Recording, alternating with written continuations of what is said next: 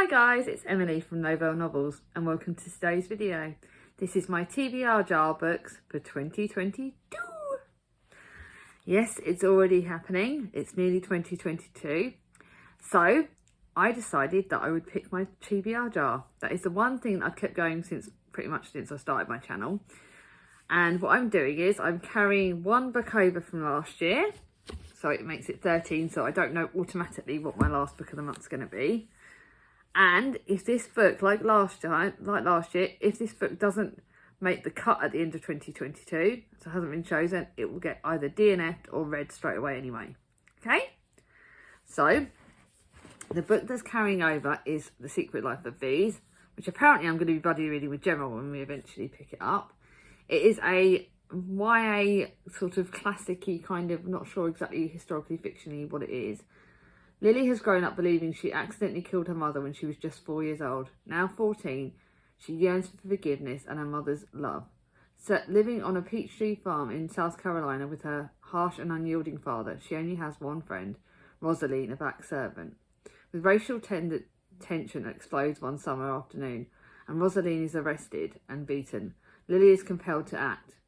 Fugitives from justice, and the pair follow the trail left by the woman who died 10 years before. This looks really good, so I'm still hoping the TBR jar lets me pick it. Now, what is different this year is after 2021 being a bit of a floopiness on the TBR jar, a lot of books got DNF'd or they weren't popular.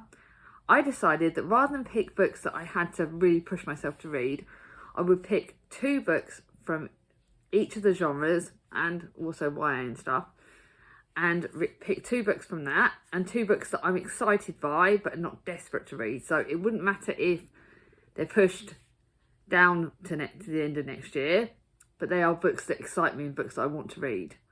So I'm pretty happy with the books I've chosen, and I'm hoping that none of them are like, and some of them are also books that have been on my shelves for a long time, some that are just books that I really haven't, I don't know why, but sometimes books that haven't necessarily excited me and pulled me into getting them, but not books I'm dreaded by, if that makes any sense whatsoever. It's nearly lunchtime, I'm getting hungry. This is not the best time to film. So, I'm starting off with books by my favourite genre, historical fiction, and here are the 2 books I've chosen. The first one is The Water Horse by Julia Gregson. I have got no idea why this I haven't got around to. I liked East of the Sun by Julia Gregson, which I read last year for, I think it was like one of Simon's readathons from Savage Reads, but I can't remember exactly when I read it. Catherine Curragh is being allowed to run wild, spending her childhood racing ponies along the beach of Wales with her friend Dijon, a cattle drover's son, but Catherine is consumed by the longing to escape the monotony of village life and run away to London. So this is, and then as the nation's gripped by reports of war in Crimea, Catherine volunteers as a nurse, and soon her life changes. So she goes over to Scutari. So this it's a bit of historical fiction. I'm not exactly sure what genre it's written in, but it could be anything. So this really is, it really could go either which way. It's a longish book, so it's only about 450 pages, but you can see that it's quite a small book, so it shouldn't take too long when I read it. I'm excited by this, I'm intrigued by this, but I hope it has the potential that I want. So that's going to go there. Now, a book that I bought because Julie from Hungry Bookworm mentioned it in a post she just sent me. She thought that I would like it, but she also thought it would push me. I've heard it's got mixed things in it, so I've heard it could be a bit triggering. It's had very mixed reviews. I believe there are some prejudice, it does something wrong or something. Oh, I don't know what it is, but there are some sort of triggers on this and it could be offensive. I hope not though. There is sort of some things written about this book and I'm not sure exactly what it is, but I'm just going to be a bit careful, so bear in mind I don't know exactly what's going on with it. Lydia Perez owns a bookshop in Acapulco and is married to a fearless journalist, Luca. Their 8-year-old son completes the family, but only takes a bullet to rip them apart. In a city of its grip of a drug cartel, become enemies overnight, and Lydia has no choice but to flee with Luca at her side, north of the border, but whatever it takes to survive. Like I said, there have been things said about this on Twitter and stuff, but I don't know enough to let it prejudice me. I'm going to give it a go. Again, it's about 400 pages, so it's not the shortest book, but it does intrigue me, and I would be happy to get this 1 month. I hope. Fingers crossed. Julie, you inspired me picking this up, so if there's any problems, I'll blame her. Love you, Julie. Now I've got 2 classics, because I thought I would actually mix it up and add some classics into this list. The first one is a beautiful, beautiful book that I found in a charity shop this year. And it's The Portrait of a Lady by Henry James. I think he is an American historical fiction writer. But look at the Penguin Classics edition. Doesn't it look gorgeous? I don't know if it would count for a Victober book, so that's why I didn't kind of include it in that. This is massive. So if I get this, I'm prepared it may end up affecting what other books I read. The Portrait of a Lady is an intensely moving masterpiece of destructive power of love and features Henry James's most magnificent literary heroine. Woo! It's over 600 pages, great. Isabel Archer, a wealthy, beautiful and spirited American, is expected to marry, but when she travels to Europe with her aunt, but Isabel is resolved to enjoy the freedom that her wealth brings and must somehow choose between suitors that all may be hiding delicate, sickeningly different motives. This is massive. It is nearly 660 pages. It is big. But as to whether this is like what it's going to be like, I have no idea. I've heard about Henry James, but I bought this book. This was talk about a cover buy. I bought it purely because it's gorgeous. The print's not too small. If you can see, that's not too small a print. I literally don't know hardly anything about it, but I bought it because it looked gorgeous. Does anyone know anything about this? Will I enjoy it? Let me know in the comments down below. Now, my other classic is a classic that I picked purely because of the amazing Tori from Hufflepuff Discovery. She loves Edith Wharton's work. She's an American classic. The House of Mirth is on my classics for 2022 list, so it has to get read. So if this doesn't get picked, then it will end up carrying over. It's completely opposite to The Portrait of a Lady, in fact, that it's half the size, 330 pages. So it's a very short classic. The House of Mirth has had really mixed reviews over BookTube, and so many of my classic lovers' friends have liked it, others have not liked it at all. So I honestly don't know. Ethan Frome I didn't like, but I've heard this is one of the better books. This is a black comedy of manners and vast wealth and women who can define themselves through the perception of others. The beautiful Lily Bart lives amongst the nouveau riches of New York City, peoples whose millions were made on railroads, shipping, land, speculation and banking. I don't want to know any more than that, but like I said, this has had mixed reviews. It's on my 2020 list. Let's hope I like it. Now, a book that I bought, again, because it looks a bit different. I don't go for anything normal, do I? This is A Thousand Roads Home. I bought it a bit of a cover buy because it looks beautiful. Look at the idea of the road home. It's got a bench on the cover, and it's got I think it sounds like it's got an older protagonist. Meet Tom. Well, Thomas is my son's name, or Dr. O'Grady as he used to be called. When you pass him on the street, most people don't even give him a second glance. You see, Tom isn't living his best life. Burdened by grief, he's only got his loyal dog, Betty Davis, for company, and a rucksack containing his whole world. Then meet Ruth. Ruth and her son DJ no longer have a place to call home, but Ruth believes you can change the world by helping one person at a time, and Tom needs her help. Everyone has felt like an outsider at some point in their lives. This book will make you feel like you belong. Don't know why this intrigued me, but it really does. And it's one that's not necessarily jumping at me, but it's 400 pages. It looks good. And I think to me it was the older protagonist style, the idea that, you know, we can all help each other, which we all should do. Just, yeah, that sounds like a good cosy-ish book. Now, completely the opposite to cosy. Please don't judge me for this book. Please laugh, because Chloe wet herself laughing. Chloe laughed loads when I told her this was going on my list. Don't judge me. Please don't judge me. The Mister by E.L. James. Yes, E.L. James wrote the naughty 50 Shades books. which I read before I became a proper booktuber, before I became a reader. But this one, I knew Chloe had read it and it was quite dirty. We all deserve a naughty book at times. It's a thrilling new romance. So it's set in London in 2019. Life has always been easy for Maxime Trevelyan.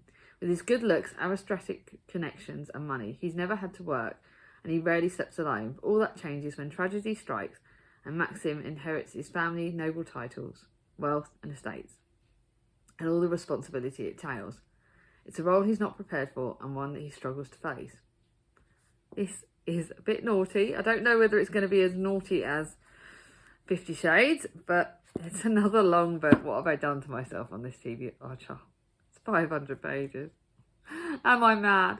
I thought, to be honest, this is one that I need the TBR Jar to make me read because it's been on my shelves for a while. I need to read it, but it might be light-hearted, it might be funny, it might be, I just don't know. I read 50 Shades. I had the sequels. I don't know if I've still got them, but fingers crossed on that one. Now I've then picked one YA and one middle grade book for my shelf for this TBR Jar book, and the middle grade book I picked is the Train to Impossible Places. It looks magical. It looks exciting. I honestly don't know what to expect of it. My sister Charlie gave it to me, so it's got to be good. When Susie hears a strange noise in the middle of the night, she creeps downstairs to find a train roaring through her house. But this is no ordinary train. It's the magical delivery express for the Union of Impossible Places. Whisked on board by a stroll boy, Susie's world is turned upside down when she's asked to deliver a cursed package to a fearsome sorceress.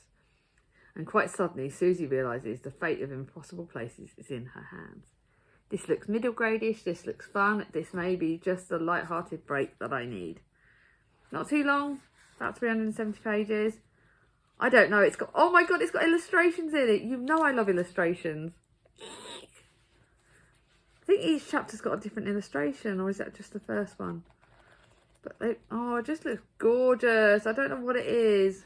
This could literally be anything. It really could. I don't know anything more about it. It looks good. I don't know if it's the start of a series, because I think it might be the start of a series, which will be typical if I pick it up. It looks fun. It's middle grade. Might just be what I need. Now, on the opposite of that, a book that's YA, but a bit of a depressing one, I believe. And the Stars Are Burning Brightly. This is stunning. It looks absolutely friggin' stunning. I love purple. I love the colours in this. It's got to be one of the most gorgeous books on my shelves. But this is going to be triggering. When 15-year-old Nathan discovers that his older brother Al has taken his own life, his whole world is torn apart. Al was special. Al was talented. Al had so many dreams, so why did he do it? Convinced that his brother was in trouble, Nathan decides to retrace Al's footsteps. And as he does, he meets Megan, Al's former classmate, who is determined as Nathan to keep Al's memory alive. Together they start seeking answers, but will either of them be able to uncover the truth about Al's death? And will they eventually discover what happened? It's apparently an extraordinary novel of love, loss, and the importance of speaking up when all you want to do is shut down. That I support. I do. You guys know I've had my own problems in my life, and I've had times where that route is route that I considered. I didn't, luckily, but a lot of people have had that kind of route. So this is about him talking up, and I think it will tackle mental health in a very good way. It's YA, so it's hopefully going to be triggering on that. Longish book, but I really need to get to it, and I think, again, this readathon will help. So the last two genres we've got thrillers and then non-fiction. So let's go with the thriller first and then end on the non-fiction. This book my sister Vicky gave me ages ago. Got no idea why she gave it to me. It's called The Other Woman by Sadie Jones. I believe she's written another book that was around at some point. She Will Never Let Him Go. There's nothing this mother wouldn't do for her son. I do know that feeling. When Emily, oh great, a lead girl called Emily, meets Adam, she knows he's the one. That together they deal with everything that's thrown at them. But lurking in the shadows is another woman, Pammy. Emily chose Adam, but she didn't choose his mother. I say nothing. We all know about mother-in-laws. There is nothing her mother wouldn't do for her son. And now Emily is about to find out just how far Pammy will go to get what she wants. Oh my god, this looks interesting. I haven't actually read this. It's only in like 2018 release. So this could go either which way. Not that odd. Another chunky book, 400 odd pages. But this could be scary. Like the fact the leading character is Emily. Know how protective I am of my son. And I know what it's like to have interesting mother-in-laws. So, let's hope this goes well. The next one is a Ruth Ware book. Now, again, she has had mixed things. The Turn of the Key was one of my favourite books. It was one of my favourite thrillers I've ever read. But some of our other thrillers have either been... The Lion Game was really good. But there was another one that I didn't like as much. But this one is on my shelves. It is In the Dark Wood, which is one of her earlier classics of thrillers, I believe. Nora hasn't seen Claire for 10 years, not since the day that Nora walked out of her old life and never looked back. Until out of the blue, an invitation to Claire's hen party arrives. A weekend in a remote cottage and a perfect opportunity for Nora to reconnect with her best friend. To put the past behind them, but something goes wrong, very wrong. And as the secrets and lies unravel out in the dark, dark woods, will the past finally catch up with Nora? This does look good. Not too long, this one's only like 300 pages, so this will be great if I get this in February. If I get one of the shorter books in February, I'll be happy. If I get that chunky classic, I may be a bit screwed. So now for the two non-fiction books. One of them is Up West. The voices from the streets post-war London. Now, my mum was born in London post-war. Then she moved to Buckinghamshire, where she grew up. Do you remember the West End of London during the 1950s? Do you live or work there? If so, I want to hear from you. That's the advertisement Pip Granger placed in the newspaper, and her response was immediate. She's got loads of voices about that. Soon she was hearing from people who recalled what it was like when the streets were rationed, the families who'd been bombed from the home during the Blitz, and the men who'd worked in the flower markets. This is one I really want to get to. I will be honest, this is a bit of a longer one. It's like 450 pages, but this is really one I really, really want to read because it is about the streets of London. It's about post-war. You know I've got a thing about the post-war and wartime. You know I've got a thing about London because it's near me. It was where my mum and my uncles, one or two of my uncles were born. I want to read this. I really want to read this. So I'm hoping, I can't wait to get to that one. Then lastly is a book that was on my TBR choice for you guys, but you didn't pick it, but I wanted to read it. This is very, very hard-hitting book. Again, 400 pages. This is Blackbird, a childhood lost and found. The house on the Mary Street, Carson City, Nevada, is the only place that 5-year-old Jennifer Luck will ever call home. It's where Jennifer lives with her older brother BJ, her father and her mother, and their two cats, Mosh and Diana. It should be a perfectly peaceful childhood, but Jennifer's mother is ill, very ill, and the childhood is the last thing Jennifer's going to be allowed. This is an ordinary girl growing up in the 1970s. I was born right at the end of that era. And extraordinary circumstances of childhood lost and found. This really intrigues me. Found it in a charity shop. No idea, but I want to read it. I'm actually really happy with my TBR Jar books this year for 2022. I could literally get any of them, and I'm not really dreading any of them. There's none of them that particularly petrify me. There's some that I'm more excited about than others, but I'm actually got a bit more hope because the TBR Jar books of 2021 were a real mix of hit and miss, and I'm hoping 2022 is going to be better. Like all of us, I'm hoping 2022 will be a better year. Going into this with the fingers crossed that 2022 is a good year. I don't think I'm going to have, just to give you a heads up, I won't be setting goals necessarily for 2022, reading goals, but I am going to be putting up a New Year's resolutions video at the end of the year, which will not necessarily be reading goals, but they're going to be goals that I'm going to have for my life, my channel, what sort of things I want to do for 2022. Like I said, we're all hoping it's going to be a better year. 2021 was tough at times. It's been a real hit and miss year. 2020 was a bloody bugger of a year. I really hope we're going to get things going in 2021. But this is the start of my plans for it. I've got more plans I will be telling you on my New Year's resolutions video.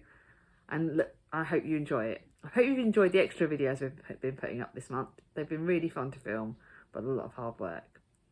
Is there any books in this TBR Jar books pile that you're really excited about? Is there any there that you think that you want to read with me if I get them? Let me know in the comments below. I'm really excited by my books, and I hope you guys too. If you like this video, give it a thumbs up. If you're new to my channel and not subscribed yet, ding on my ding-a-ling. And I'll see you all soon. Bye bye.